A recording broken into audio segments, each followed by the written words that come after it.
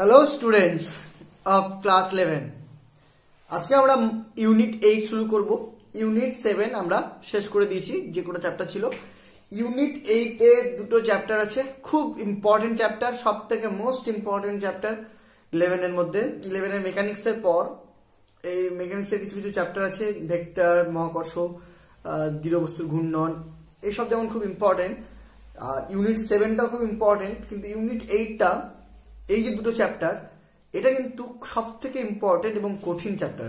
একটু বুঝতে একটু কঠিনই লাগে, হ্যাঁ, তো খুব মন দিয়ে কিন্তু শিখতে হবে। সেটা কি? প্রথম চ্যাপ্টারটার নাম হলো তাপগতিবিদ্যা, আর দ্বিতীয় চ্যাপ্টার নাম হলো গ্যাসের গতি তত্ত্ব। দুটাই কিন্তু খুব ইম্পর্টেন্ট চ্যাপ্টার। আমি আস্তে আস্তে দুটো বা তিনটা, 5টা বা 6টা ক্লাসের মধ্যে এই দুটো চ্যাপ্টার শেষ করব। খুব মন দিয়ে শিখবে চ্যাপ্টারটা, ঠিক আছে?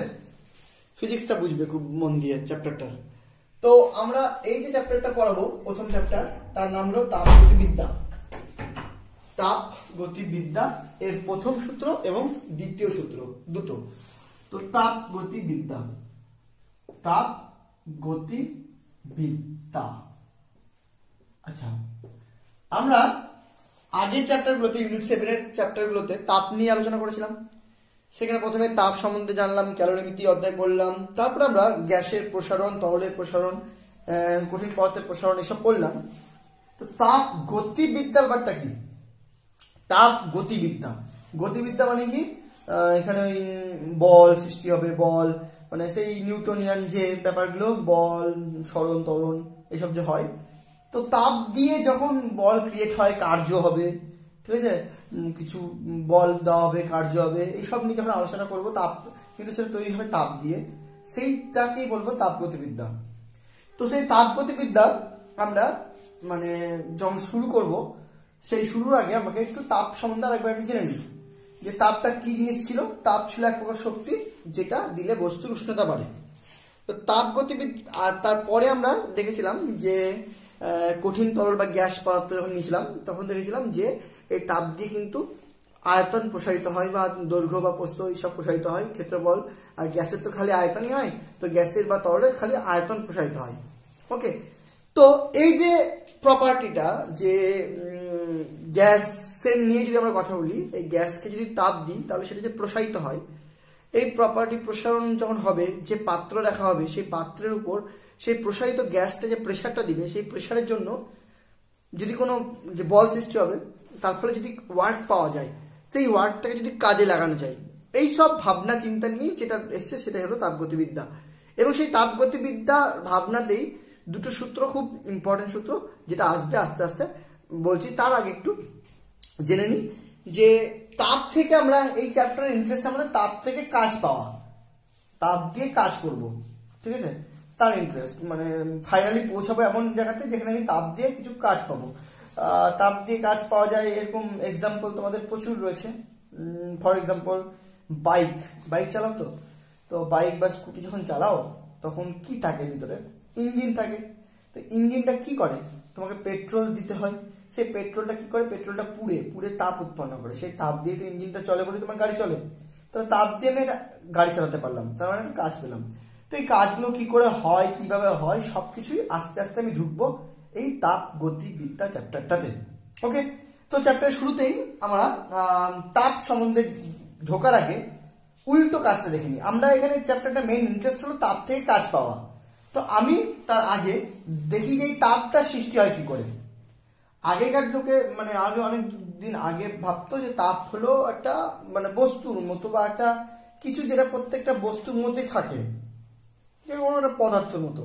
কিন্তু অ্যাকচুয়ালি তো তা না। তাপ হলো এমন একটা জিনিস যেটা বিজ্ঞানী জুল প্রমাণ করেছিল, যে তাপ হলো একটা শক্তি যেটা কাজ করলে উৎপন্ন হয়, এবং যত বেশি তুমি কাজ করবে তত বেশি তাপ উৎপন্ন হবে।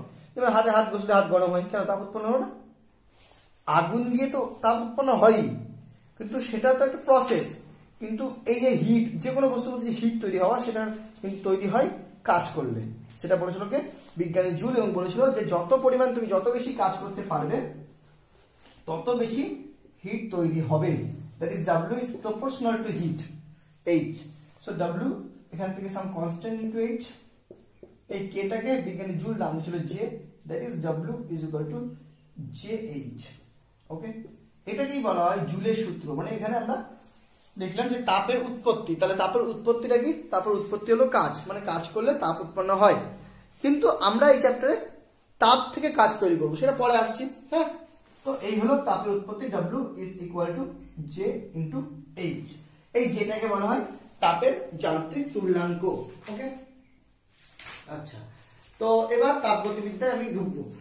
তাপগতিবিদ্যায় ঢোকার আগে বলে দিই যে আমরা তো এখানে তাপ থেকে কাজ করাবো, তাপকে কোনো কাজে লাগাবো, তাহলে সেটার জন্য আমরা তাপটা যে প্রয়োগ করব বা প্রয়োগ করে যা ঘটনাগুলো ঘটাবো, যা গতিবিদ্যা দেখবো, সেই গতিবিদ্যা দেখার জন্য আমরা যে জিনিসটা নেব সেটা হলো কোনো একটা পাত্র, এবং সেই পাত্রের গ্যাস, মানে আমাদের এখানে মানে এক্সপেরিমেন্টাল থিংটা হলো গ্যাস। কি? গ্যাস। ওকে, তাহলে গ্যাস নিয়ে আমরা কাজ করব, গ্যাসের ওপর তাপ দেব, দিয়ে সেইটা নিয়ে কাজ করব। তো এই যে গ্যাস, যেটা যার উপর আমি তাপটা দেব বা প্রয়োগ করব, তার গতিবিদ্যাটা দেখব।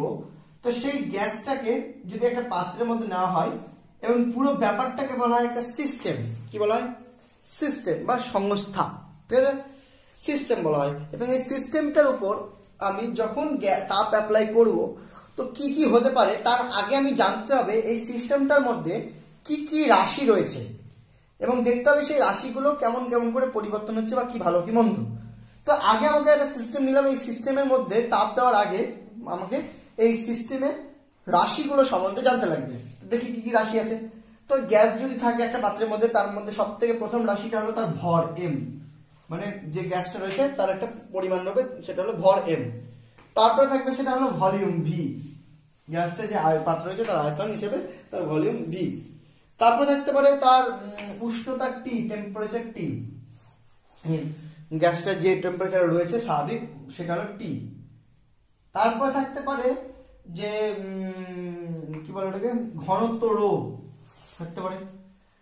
তো আর কি থাকতে পারে, চাপ P, ইত্যাদি ইত্যাদি থাকতে পারে। ওকে, তো এইসব রাশিগুলো, আরো রাশি রয়েছে, এগুলো একটা সিস্টেমে যদি গ্যাস নিই তার মধ্যে এইসব রাশিগুলো রয়েছে। রাশি মানে যেগুলোকে মাপা যায় এর মধ্যে। ওকে, তাহলে এই রাশিগুলো তাপের উপর এফেক্টেড কিনা, কিভাবে এফেক্টেড, তার আগে দুটো জিনিস সম্বন্ধে জানতে হবে। যে এই রাশিগুলোকেও আবার দুটো ভাগে ভাগ করা হয়, একটাকে বলা হয় সংকীর্ণ চল আর একটাকে বলা হয় ব্যাপক চল। সংকীর্ণ চল আর ব্যাপক চল। আচ্ছা, কি জিনিস বলছি, তার আগে বলে দিন, টি একটা গ্যাসের উষ্ণতা কিন্তু থাকবেই। কেন উষ্ণতা থাকবে বলতো?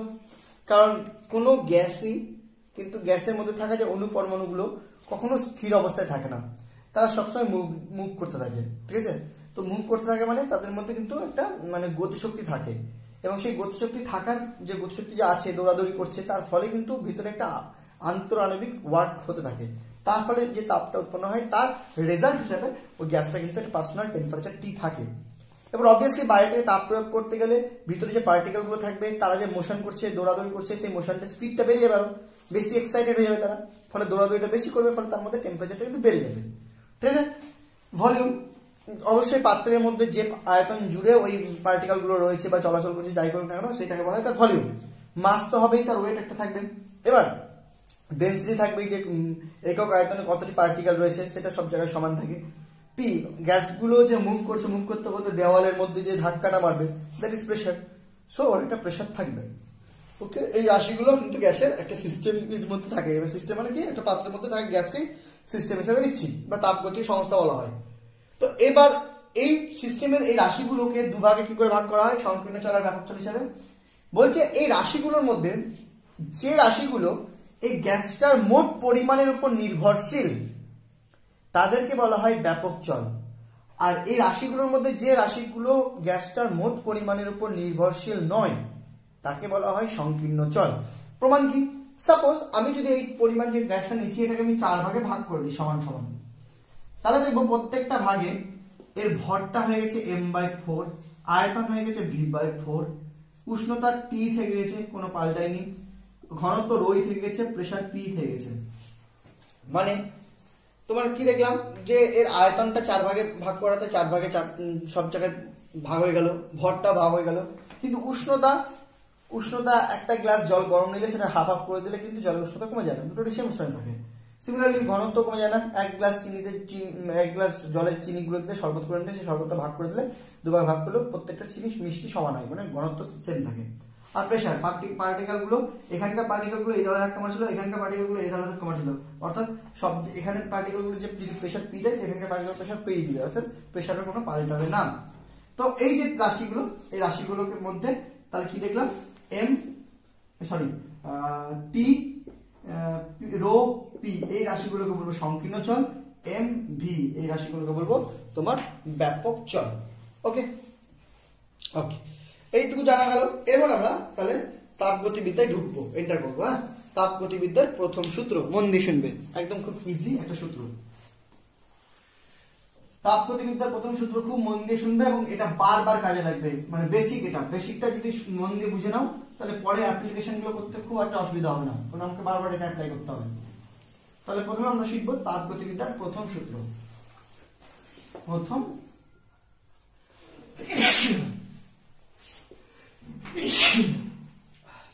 সূত্র, তাপগতিবিদ্যার প্রথম সূত্র। তাপগতিবিদ্যার প্রথম সূত্র কি বলছে? তাপগতিবিদ্যার প্রথম সূত্র বলছে যে একটা কোন সিস্টেমকে,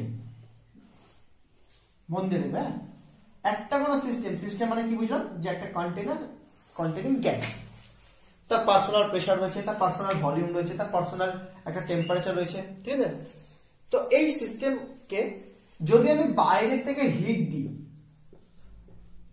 বাইরে কি দিই, হিট দিই, হিটকে কিউ দিয়ে লিখলাম, তাহলে কি হয়, প্রথমে এই সিস্টেমটার মধ্যে যে থাকা পার্টিকেলস গুলো তারা যে মোশনে ছিল নিজের মতো, সেই পার্টিকেলস গুলো মোশনটা আরো বৃদ্ধি পায়, তার কি মোশনটা আরো বৃদ্ধি পায়।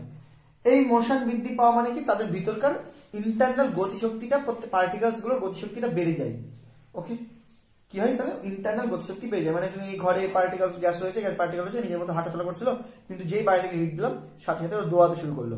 এবার দেখো, ওয়ার্ক বা কাজ, এটা একটা শক্তি, তো আর শক্তি কি কখনো সৃষ্টি বা ধ্বংস করা যায় না। অর্থাৎ এখানে যদি কিউ দিই, এই কিউ দিয়ে যদি এই পার্টিকেল গুলো মোশনটা বেড়ে যায়, দ্যাটস মিন গতিশক্তি যদি বেড়ে যায়, দ্যাটস মিন ওর ভেতরকার শক্তি যদি বেড়ে যায়, দ্যাটস মিন ওর আণবিক শক্তি বেড়ে যায়, দ্যাটস মিন ওর অভ্যন্তরীণ শক্তি বেড়ে যায়। তাহলে কিউ তাপ বেড়ে যায়, তার অভ্যন্তরীণ শক্তি বেড়ে যায়। অভ্যন্তরীণ শক্তি বেড়ে গেল, বেড়ে যাওয়ার পর যখন তারা দৌড়াদৌড়ি একদম জোরে জোরে ছুটোছুটি করছে, তখন তারা পাত্রের দেয়ালে ধাক্কা জোরে জোরে মারবে। তারপরে কি দেখাবে, দেখা যাবে যে ধাক্কা মারাতে বা প্রসারিত হওয়াতে পাত্রটা যদি মুভেবল পাত্র হয়, যদি টাইট পাত্র হয় তাহলে তো ধাক্কা মারবে খালি, আর যদি মুভেবল পাত্র হয় তাদের পাত্রটা আস্তে আস্তে বড় হচ্ছে। কি হচ্ছে, বড় হচ্ছে। সাপোজ এটাই যদি আমি একটা এরকম লম্বা পিস্টনের মধ্যে নিয়ে এটাকে একটা, যদি আমি পিস্টন নিয়ে নিতাম এবং এটাকে এখানে যদি ভেসলিন টাইপের জিনিস লাগানো থাকতো, তাহলে গ্যাসটা হিট দেওয়ার পর গ্যাসটা প্রসারিত হতো, তখন আস্তে আস্তে আস্তে আস্তে এই জিনিসটা শিফট করে এখানে চলে আসতো, সরে যেত। বুঝা গেল? দ্যাটস মিন গ্যাসটা যদি এখানে ভলিউম V1 ছিল, তাহলে প্রসারিত হয়ে একদম আলটিমেট এতটা ভলিউম V2 হয়ে যেত, মানে আয়তনটা কিন্তু বেড়ে যেত। ওকে, এবারে এই যে আয়তন বেড়ে যাওয়া, এই আয়তন বেড়ে যাওয়ার সময় কি হলো, গ্যাসটা এর উপর প্রেসার ক্রিয়েট করলো, কারণ এটাই মুভেবল, সব থেকে প্রেসার দিচ্ছে, কিন্তু সমান প্রেসার দিচ্ছে, তো প্রেসার ক্রিয়েট করলো, সেই প্রেসারের ডিউ টু বল ক্রিয়েট হলো, বলের জন্য কিন্তু সরে গেল, ফলে বল দিলাম সরণ হলো, দ্যাটস মিন একটা এক্সটার্নাল কার্য হলো। তাহলে আমি যে একটা সিস্টেমকে হিট দিলাম, হিট দেওয়ার সাথে সাথে ওর ইন্টারনাল এনার্জি বা অভ্যন্তরীণ শক্তি বৃদ্ধি পেল, তারপরে সে কি করলো, বৃদ্ধি পাওয়ার পর বাকি শক্তি দিয়ে, এবার দেখো শক্তি তো ধ্বংস হয় না, এই শক্তি থেকে কিছু শক্তি নিল, নিয়ে ইন্টারনাল এনার্জি বা অভ্যন্তরীণ শক্তি বৃদ্ধি করলো, বাকি শক্তি দিয়ে কি করলো, ওই গ্যাসটা একটা ওয়ার্ক ডান করলো, সরে যাওয়া বল করলো, সরে গেল, বড় হলো, প্রসারিত হওয়া, মানে এটা কিন্তু একটা ওয়ার্ক ডান করা। কে করলো ওয়ার্ক ডানটা? গ্যাস করলো, গ্যাস প্রেসার দিল, গ্যাস বল দিল, গ্যাস বল দিয়ে ঠেলে দিল, কে ওয়ার্ক করলো, গ্যাস করলো, কার উপর, এই পিস্টনটার উপর, আর যদি পিস্টন না থাকতো দেওয়ালের উপর। যাই হোক, তাহলে কি হলো, যে একটা কোনো সিস্টেমকে যদি আমরা হিট দিই, তাহলে সেই হিটটার একটা অংশ নিয়ে সেই সিস্টেমটা তার অভ্যন্তরীণ শক্তিটাকে বৃদ্ধি ঘটায়, এবং বাকি এনার্জি দিয়ে ওই কিউ থেকে, হিট থেকে ও একটা এক্সটার্নাল বা বাহ্যিক ওয়ার্ক করে বা কার্য করে। এটাকেই বলা হয় তাপগতিবিদ্যার প্রথম সূত্র। ঠিক আছে, এবার প্রশ্ন হলো গ্যাস, কিন্তু গ্যাসে থাকা যে পার্টিকেলস গুলো কিন্তু সবসময় পার্সোনাল একটা মোশনে রয়েছে, কখনোই কিন্তু তারা স্থির নয়। দ্যাটস মিন তাদের মধ্যে ইন্টারনাল একটা গতিশক্তি থাকেই। ঠিক আছে, তার মানে কি বোঝা গেল যে তাদের অভ্যন্তরীণ শক্তি কিন্তু একটা থাকেই। আমি বাইরে থেকে হিট দেওয়াতে তার টেম্পারেচার বৃদ্ধি পাই, আর টেম্পারেচারের জন্য কিন্তু অভ্যন্তরীণ শক্তিটা বৃদ্ধি পায়। তার মানে অভ্যন্তরীণ শক্তি কিন্তু টেম্পারেচারের উপর ডিপেন্ড করে, আর কিছুর উপর ডিপেন্ড করে না। উষ্ণতার উপর, উষ্ণতা বাড়তে গেলেই অভ্যন্তরীণ শক্তি বেড়ে যায়। ঠিক আছে, তাহলে সেখান থেকে অভ্যন্তরীণ শক্তি বেড়ে যায়, বাকি দিয়ে কি করে ও এক্সটার্নাল ওয়ার্ক করে। এটাকে বলা হয় তাপগতিবিদ্যার প্রথম সূত্র। তাহলে এটাকে যদি আমি ভেঙে লিখি, তো সাপোজ এই সিস্টেমটার যদি U1 ইন্টারনাল এনার্জি থাকে বা অভ্যন্তরীণ শক্তি থাকে, আমি যখন Q হিট দিয়ে দিচ্ছি তখন তার ইন্টারনাল এনার্জি বেড়ে হয়ে গেছে U2। তাহলে বাড়লো কতটা? U2 মাইনাস U1, এতটা বাড়লো। এবং তার ফলে এই যে ধাক্কা মেরে সরিয়ে দিল, তার ফলে যে ওয়ার্ক ডানটা হলো সেটা যদি আমি W দিয়ে লিখি, তাহলে এইটা আর এই W এই দুটো কাজ করলো কি, আমি যে হিটটা দিয়েছিলাম সেই হিটটা, তাহলে এই হিটের একটা অংশ দিয়ে ইন্টারনাল এনার্জি বৃদ্ধি পেলো, বাকি অংশটা দিয়ে ওয়ার্ক ডান হলো। ওকে, এটাকেই বলা হয় তাপগতিবিদ্যার প্রথম সূত্র। এটাই কিন্তু মাথায় মন দিয়ে ঢুকিয়ে নাও, একদম একদম ইনিশিয়াল, একদম সিম্পল একটা সূত্র, যে আমি বাইরে থেকে কোনো সিস্টেমকে যদি হিট দিই, তাহলে সেই হিটটার একটা অংশ তার অভ্যন্তরীণ শক্তি বৃদ্ধি ঘটায়, বাকি অংশ দিয়ে হিটটা প্রসারিত হয়, দ্যাটস মিন একটা এক্সটার্নাল ওয়ার্ক ডান করে। ওকে, এবার এই এক্সটার্নাল ওয়ার্ক ডান মানে আমরা জানি F dx, বল ইন্টু সরণ। কিন্তু এখানে বল বলে রাশিটা আনা মানে নেই সিস্টেমের মধ্যে। কিন্তু আমরা যেসব রাশি নিয়ে কাজ করি সেগুলো হলো চাপ, আয়তন, ভর ইত্যাদি, তারপরে উষ্ণতা।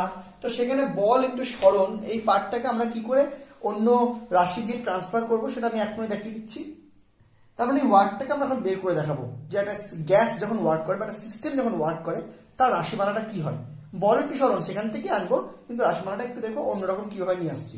ঠিক আছে, আচ্ছা এটাকে যদি আমি একটু ক্ষুদ্রভাবে নিই, মানে যদি dq পরিমাণ হিট এর মধ্যে দিই, তাহলে ইন্টারনাল এনার্জি যদি U1 থেকে U2 হয়, সেটাকে যদি আমি বৃদ্ধিটাকে এক কথায় du ধরে নিই, আর ওয়ার্ক ডানটা যদি dw ধরে নিই, তাহলে dq ইকুয়াল টু হবে du প্লাস dw। তাহলে এই দুটোই হলো কিন্তু তাপগতিবিদ্যার প্রথম সূত্রের গাণিতিক রূপ।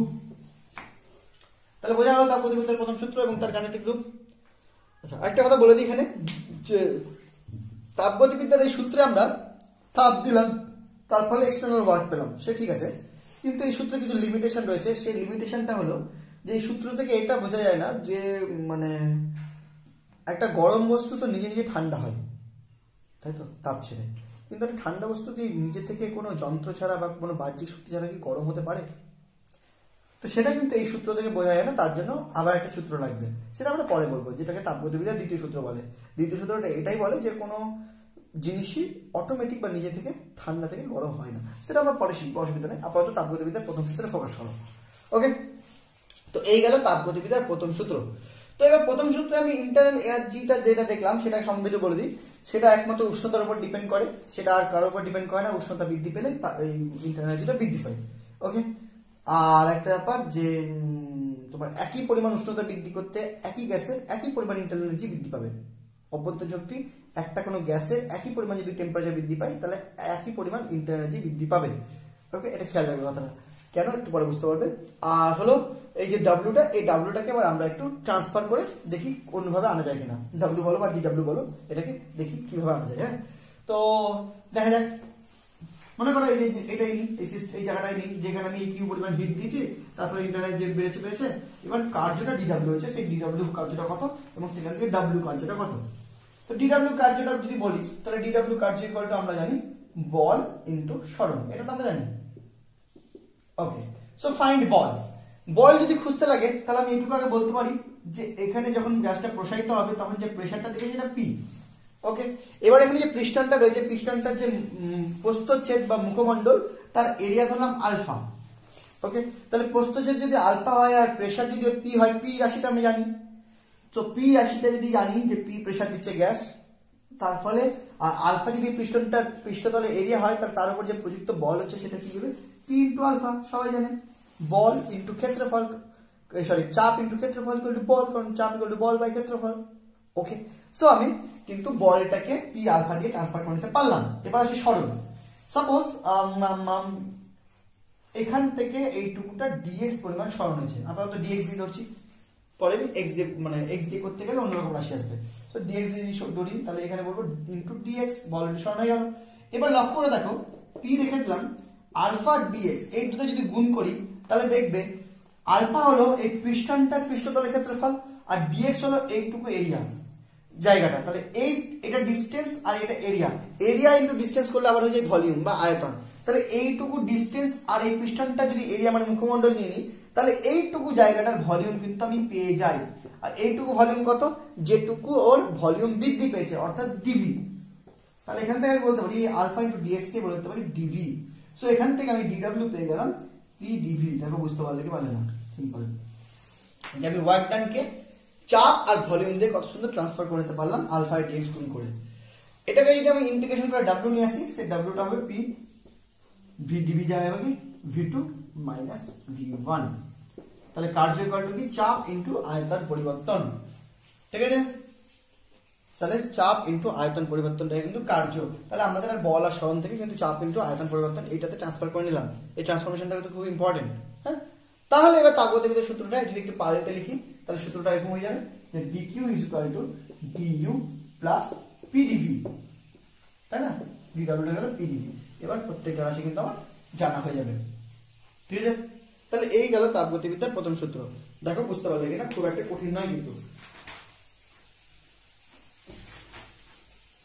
ওকে, তো তাপগতিবিদ্যার প্রথম সূত্রে আমরা দেখলাম যে গ্যাসকে হিট দেওয়া হচ্ছে, কি দেওয়া হচ্ছে, গ্যাসকে তাপ দেওয়া হচ্ছে। সেই তাপ দিয়ে কি করছে গ্যাস, অভ্যন্তরীণ শক্তি বৃদ্ধি করছে এবং বাহ্যিক কার্য করছে।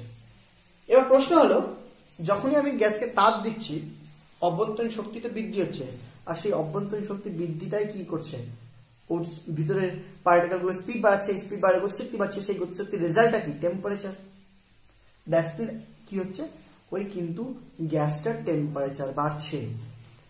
এবার প্রশ্ন হলো যে ওই গ্যাসটার যদি টেম্পারেচার বাড়ে তাহলে সেখান থেকে কিন্তু আমরা একটা নতুন একটা রাশি জানি যে কোনো গ্যাস বলো বা কোনো পদার্থে 1 ডিগ্রি সি উষ্ণতা বৃদ্ধি করতে যে পরিমাণ তাপ লাগে, অবশ্যই 1 গ্রাম পদার্থের 1 ডিগ্রি সি উষ্ণতা বৃদ্ধি করতে যে পরিমাণ তাপ লাগে তাকে কিন্তু বলা হয় তার আপেক্ষিক তাপ, তাই না। তো আমি গ্যাস নিয়েছি, তো সেই গ্যাসটা যখন আমি হিট দেবো অর্থাৎ উষ্ণতা বাড়বে, তো সেই উষ্ণতা যদি আমি 1 গ্রাম গ্যাসের নিই এবং তার উষ্ণতা যদি আমি বৃদ্ধি করি 1 ডিগ্রি সি, তাহলে যে পরিমাণ তাপটা ওখানে দেবো সেটা কিন্তু হয়ে যাবে আপেক্ষিক তাপ।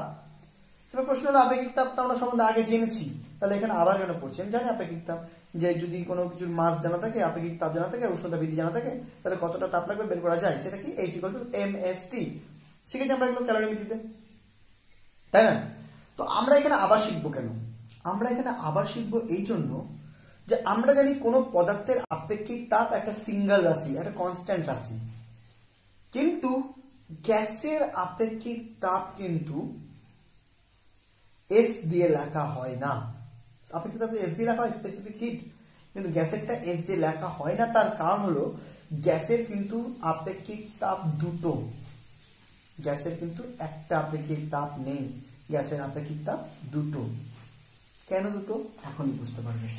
সেটা হলো আপেক্ষিক তাপ মানে কি, আপেক্ষিক তাপ মানে 1 ডিগ্রি সি উষ্ণতা বৃদ্ধি করতে যে পরিমাণ তাপ লাগে। এবার 1 ডিগ্রি সি উষ্ণতা বৃদ্ধি করতে আমি যদি তাপ ইউজ করি, বা উষ্ণতা বৃদ্ধি হওয়া মানে কি, উষ্ণতা বৃদ্ধি হয় কিসের জন্য, তাপের জন্য। কিন্তু গ্যাস এমন একটা জিনিস যে ক্ষেত্রে উষ্ণতাটা কিন্তু শুধু তাপ নয়, ভলিউমের উপর ডিপেন্ড করে, বা সংকোচন প্রসারণের প্রেসারের উপর কিন্তু ডিপেন্ড করে।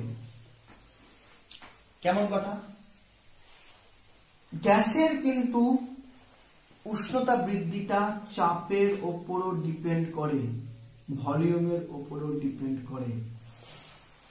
কেমন করে বলছি দেখো, মনে করো কোনো একটা গ্যাসের ওপর তুমি কি বললে, কোনো বাইরে থেকে কোনো ইয়ে না দিয়ে, কি বলবে, তাপ না দিয়ে খালি ওর চাপ দিলে, এবং চাপ দিয়ে ওকে করলেটা কি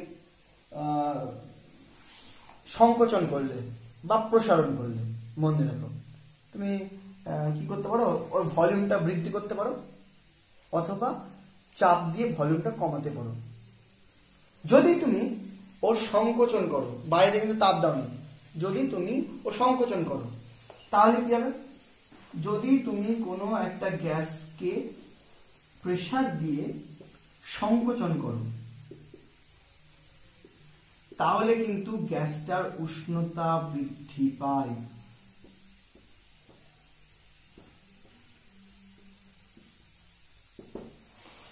গ্যাসকে যদি প্রেসার দিয়ে সংকোচন করো তাহলে কিন্তু গ্যাসটার উষ্ণতা বৃদ্ধি পায়। এবার আমি আপেক্ষিক তাপের সংজ্ঞাতে যদি চলে যাই তাহলে আমরা জানি তাপ বা গৃহীত বা বর্জিত তাপ, তাই তো? গৃহীত বা বর্জিত তাপ, গৃহীত তাপ লিখছি ইকুয়াল টু NST, বাংলা লিখতে গেলে ভর আপেক্ষিক তাপ উষ্ণতা বৃদ্ধি। ওকে, এবার যদি আমি একক ভরের পদার্থ নিই তাহলে সেক্ষেত্রে গৃহীত তাপ কি হবে? গৃহীত তাপ ইকুয়াল টু হবে আপেক্ষিক তাপ ইনটু উষ্ণতা বৃদ্ধি। তাহলে এখান থেকে আপেক্ষিক তাপের ডেফিনিশন কি? আপেক্ষিক তাপ ইজ ইকুয়াল টু গৃহীত তাপ বাই উষ্ণতা বৃদ্ধি। গৃহীত তাপ বাই উষ্ণতা বৃদ্ধি। তাহলে আপেক্ষিক তাপের ডেফিনিশন কি? গৃহীত তাপ বাই উষ্ণতা বৃদ্ধি। এবার এই সিস্টেমটাতে যখন আমি চাপ দিয়েছি, তাপ দিইনি কিন্তু, জাস্ট চাপ দিয়েছি, তখন কিন্তু তার উষ্ণতা বৃদ্ধি পেয়েছে।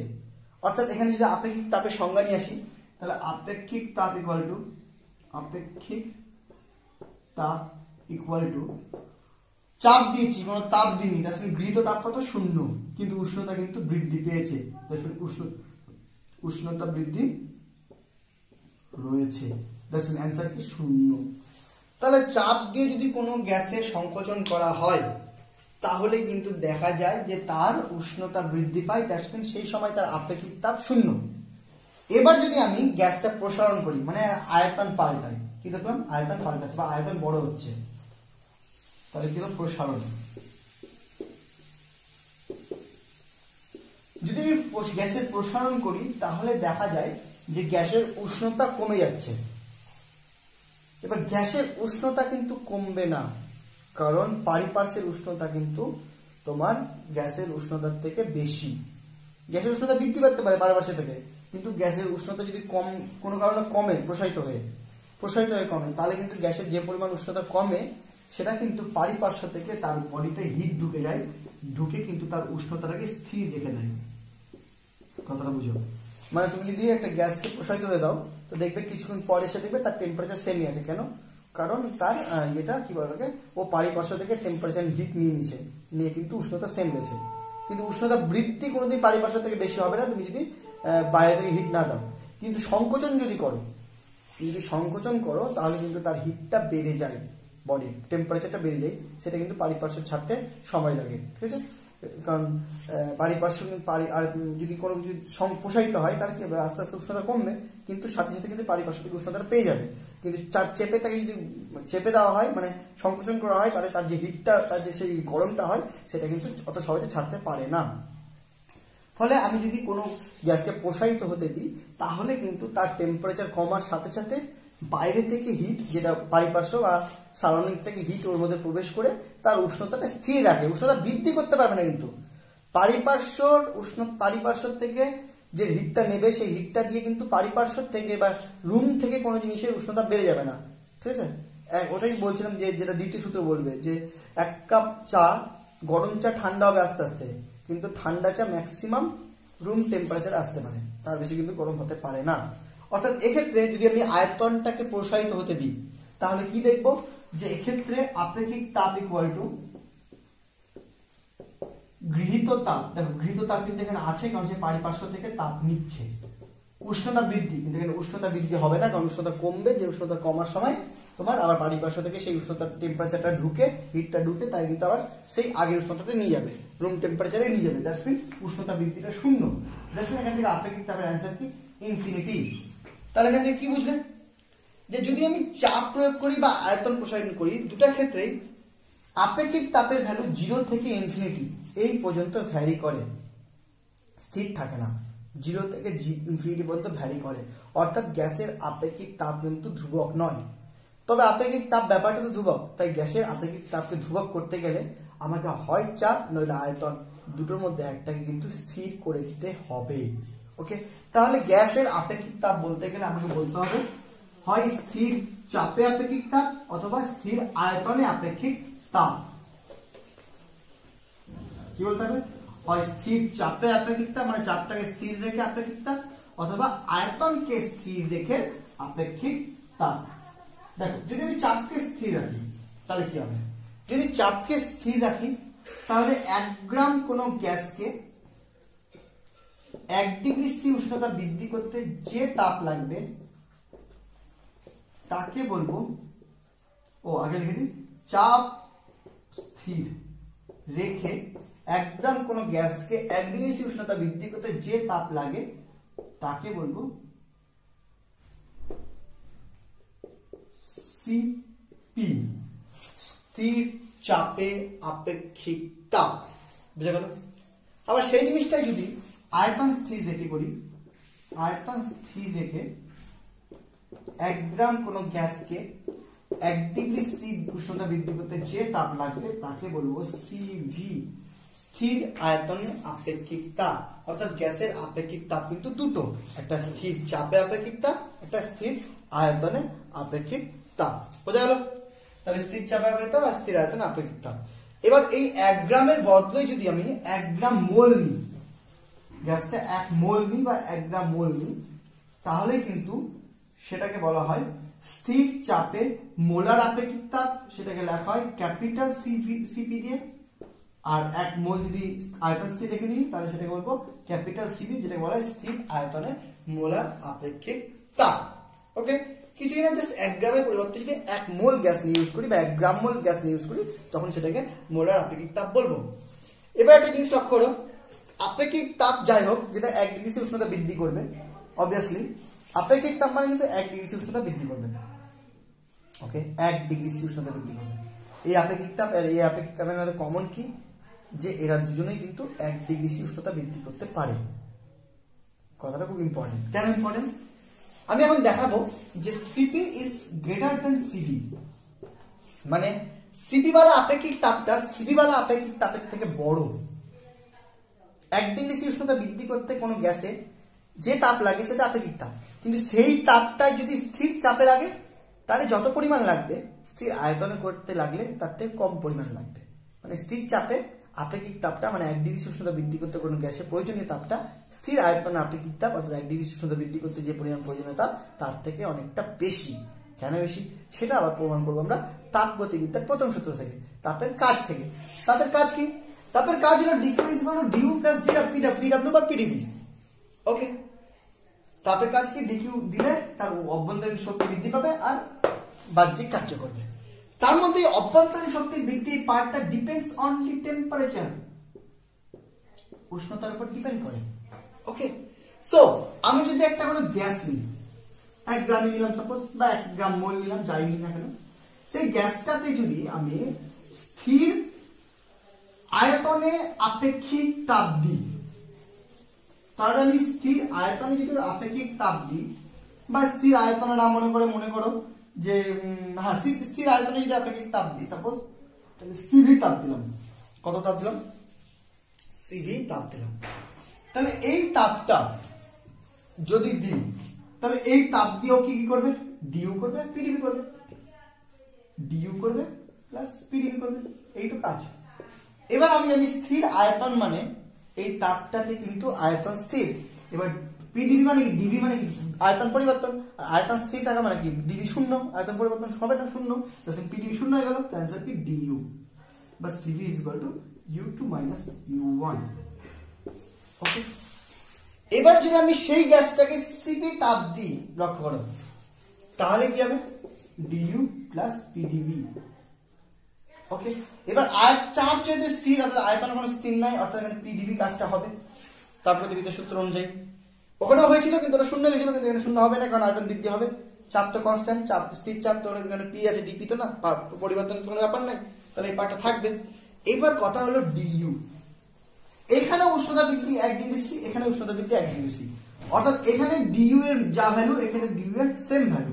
এখানে u2 মাইনাস u1 এর যা ভ্যালু এখানে u2 মাইনাস u1 এর সেম ভ্যালু। তাহলে এই তাপটা একটা অংশ অভ্যন্তরীণ শক্তি বৃদ্ধি করলো আর একটা অংশ শূন্য, মানে পুরো অংশটাই অভ্যন্তরীণ শক্তি বৃদ্ধি করলো। এই তাপটার একটা অংশ অভ্যন্তরীণ শক্তি বৃদ্ধি করলো, একটা অংশ দিয়ে কাজ হলো। এবার এখানে যে পরিমাণ তাপ লাগে এখানেও সেম পরিমাণ তাপ লাগে, কারণ এই দুটোই একই পরিমাণ অভ্যন্তরীণ শক্তি বৃদ্ধি হবে, কারণ উষ্ণতা 1 ডিগ্রি সি বাড়াবো। অর্থাৎ এখানে যা তাপ লেগেছে এখানে তাই তাপ লেগেছে।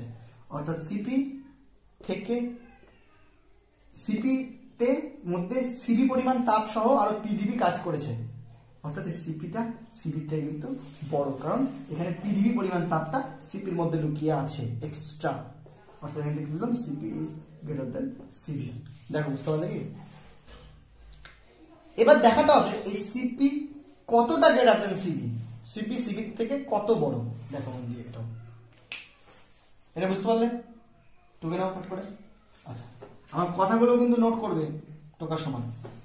এবার আমরা দেখবো সিপি সিবির থেকে কত বড় সেটা। সিপি সিবির থেকে বড়, ইজ ইট ওকে?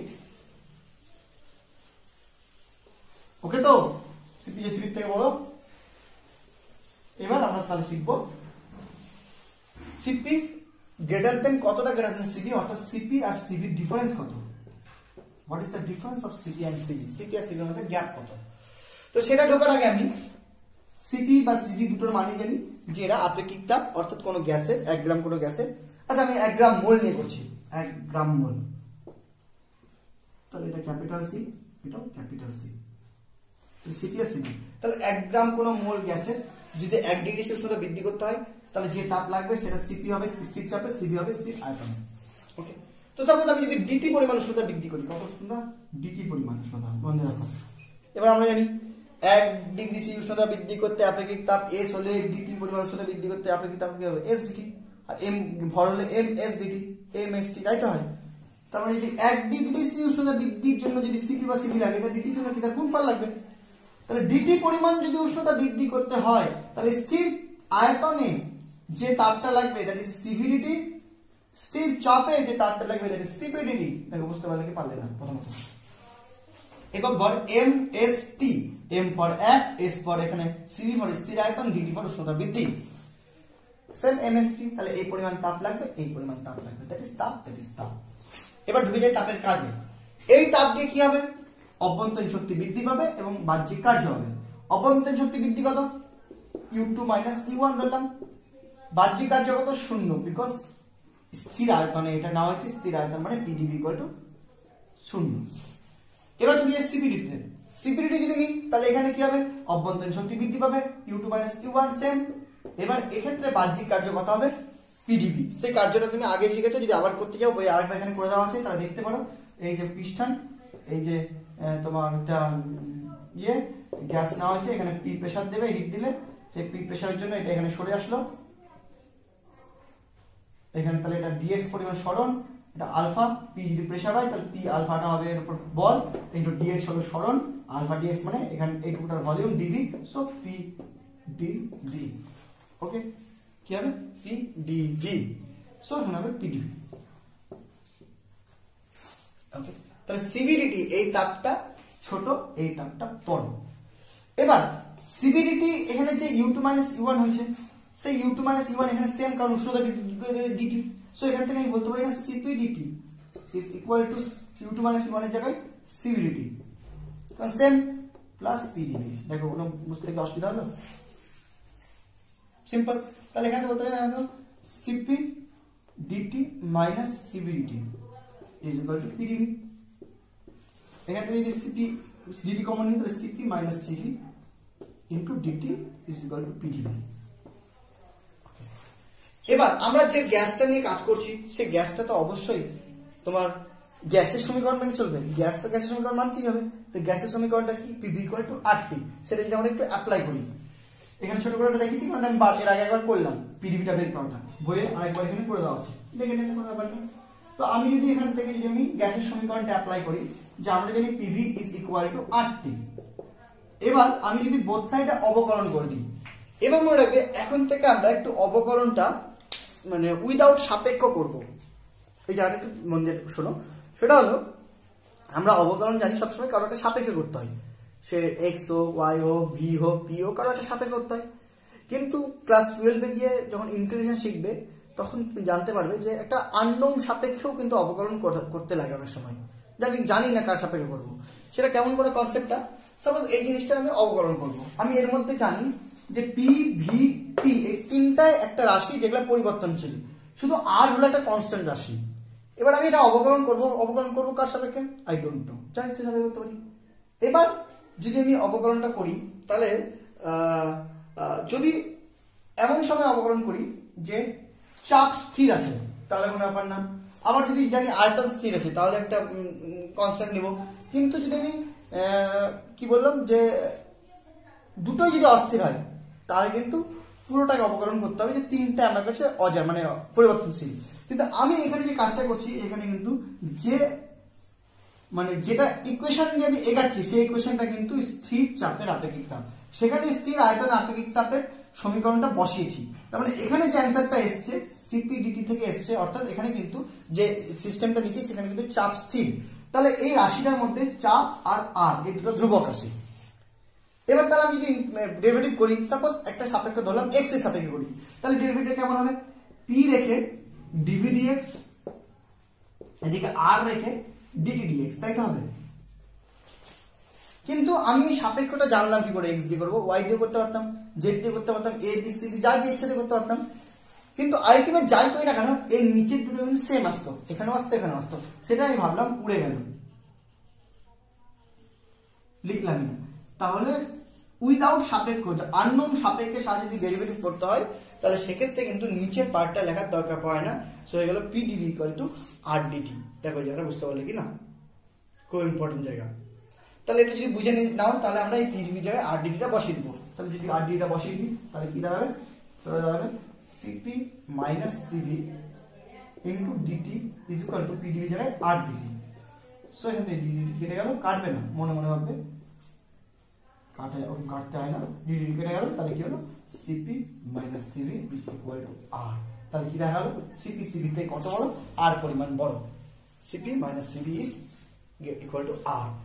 এক্ষেত্রে যদি আমরা এগুলো প্রত্যেকটা এগুলো হলো তাপের এককে করি, আর যদি কার্যের এককে করি, কার্যের এককে থাকে তাহলে প্রত্যেকটা যদি সেম ইউনিটে আনতে হয় তখন কিন্তু সিপি মাইনাস সিবি, এগুলো সব ক্যাপিটাল, হ্যাঁ সরি সব capital, CP minus capital CV সব ক্যাপিটাল ইজ ইকুয়াল টু হয় আর বাই জে। আরেকটা জিনিস হলো যে যদি আমরা একটা স্মল সিপি সিবি দিয়ে করি, মানে তোমার কি বলে এটাকে 1 গ্রাম নিয়ে করি, ছোটতে সিপি মানে ছোটতে সিবি দিয়ে করি, তাহলে সেক্ষেত্রে ছোট হাতের হয়, ওকে কটা মনে রাখবে। তাহলে হয়ে গেল এই হলো আপেক্ষিক তাপ দুটো এবং তাদের মধ্যে গ্যাপ কত। আরেকটা জিনিস হলো জানতে লাগবে সে আপেক্ষিক তাপ দুটোর অনুপাত কি হয়, এবং অনুপাতটা খুব ইম্পর্টেন্ট একটা জিনিস জায়গা। সেটা হলো এই আপেক্ষিক তাপ যে সিপি আর সিবি হয় এর অনুপাত হয় গামা, সেই অনুপাতটাকে বলা হয় গামা, খুব ইম্পর্টেন্ট রাশি, একটু পরেও খুব কাজে লাগবে, মানে পরে নেক্সট ক্লাসে। সিপি আর সিবি এই দুটো অনুপাতকে বলা হয় গামা, এটা বলাতে শিখেছেন না, গামা, ঠিক আছে। এই গামার ভ্যালু দেখে আমরা কিন্তু বলতে পারি যে কোন গ্যাস কত পারমাণবিক, মানে কোন একটা গ্যাসের সিপি আর সিবি জানার পাতার অনুপাতটা দেখলাম, অনুপাতটা দেখে ওর ভ্যালু দেখে বলতে পারবো যে গ্যাসটা 1 পারমাণবিক না 2 পারমাণবিক নাকি বহু পারমাণবিক। সেটা হলো যদি গামার ভ্যালু 5/3 বা 1.67 হয়, যদি গামার ভ্যালু 5/3 বা 1.67 হয়, মানে সিপি ভ্যালু 5 সিপি ভ্যালু 3 এরকম আছে, পরবর্তীকালে বুঝতে পারবে যখন এগুলো কাজে অ্যাপ্লিকেশন করব, তাহলে এই যে গ্যাসটা নিয়ে করেছি সেই গ্যাসটা হলো 1 পারমাণবিক। আর যদি গামার ভ্যালু তোমার 5/3 জায়গায় 7/5 অথবা 1.4 আসে, তাহলে সেটার ভ্যালু সেটা হয় দ্বিপারমাণবিক। আর যদি গামার ভ্যালু তোমার ফাইনাল কত 4/3 বা 1.33 আসে, তাহলে সেক্ষেত্রে হয় 3 পারমাণবিক বা বহু পারমাণবিক। ওকে, এই হলো গামার সিপি সিবি গামা এই নিয়ে আলোচনা। এতদূরে কথা থাকলো, নেক্সট চ্যাপ্টার আমরা নেক্সট ক্লাসে আমরা সমষ্ণ প্রক্রিয়া, রুদ্রতা প্রক্রিয়া এবং সেকেন্ড ল সম্বন্ধে জানবো। ঠিক আছে, চলো, thank you, ta-ta, bye by.